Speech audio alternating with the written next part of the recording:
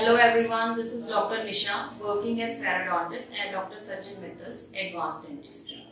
क्यों ortho treatment करवाने के बाद रिलैप्स हो जाता है? क्यों आपके दांत अपनी पोजीशन पर वापस चले जाते हैं? इसका मेजर रीजन है रिटेनर्स ना पहनना। कुछ पेशेंट रिटेनर्स पहनते नहीं है, कुछ बनवाते नहीं है।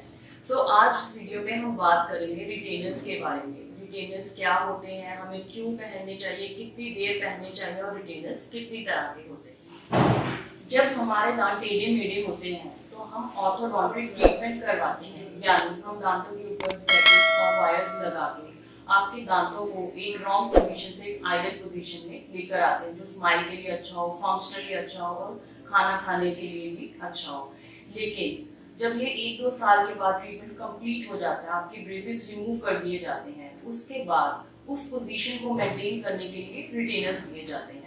रिटेनर एक कस्टम मेड डिवाइस है जो आप अपने दांतों के ऊपर पहनते हैं, जो आपके दांतों की पोजीशन को रिटेन करके रखता है। हमारे टूथ की टेंडेंसी होती है कि वो वापस अपनी ओरिजिनल पोजीशन में चले जाते हैं, बट हमें उस आइडियल पोजीशन को मेंटेन करने के लिए रिटेनर्स प्रोवाइड करते हैं हम पेशेंट को।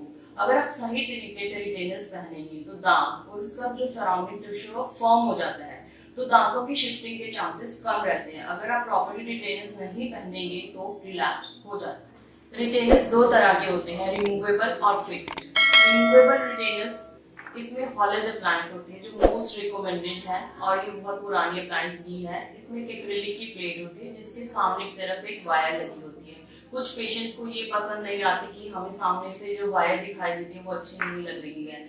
और आजकल लेटेस्ट क्लियर रिटेनर्स भी अवेलेबल हैं। ये इनविजिबल होते हैं, ट्रांसपेरेंट होते हैं और इसे हम आसानी से पहन सकते हैं और सामने वाले को दिखाई नहीं देते।